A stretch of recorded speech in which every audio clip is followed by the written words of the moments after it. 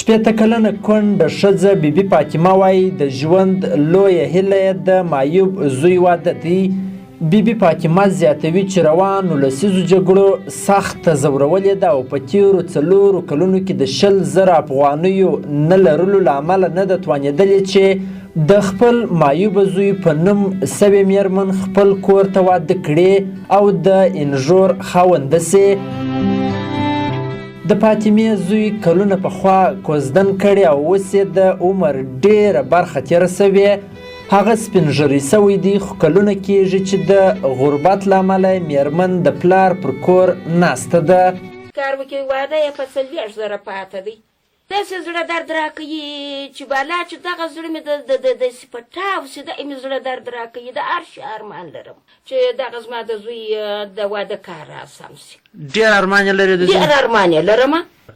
دا 4-5 کاله کېږي واده یې پاته دی. زه اوس په سپین سر کمه خوا وکړم دا یتیمان وچلوم.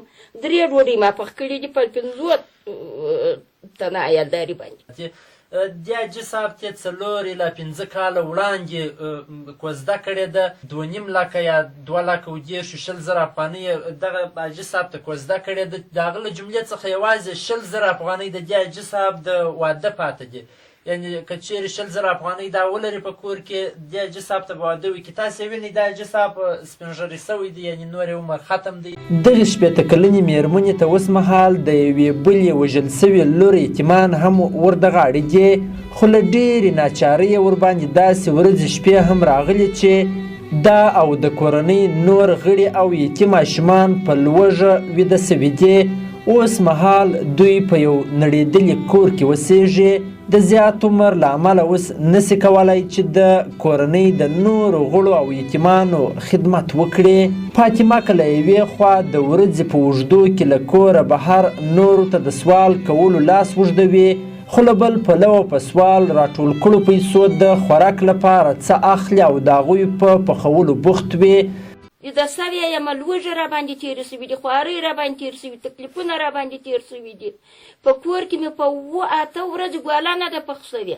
یو واستوم همته ورته د کور ته یو ګوله ډوډۍ به درکړي. دا یوه کور بل کور ته یې ور واستوم یو ګوله یې ورکړي.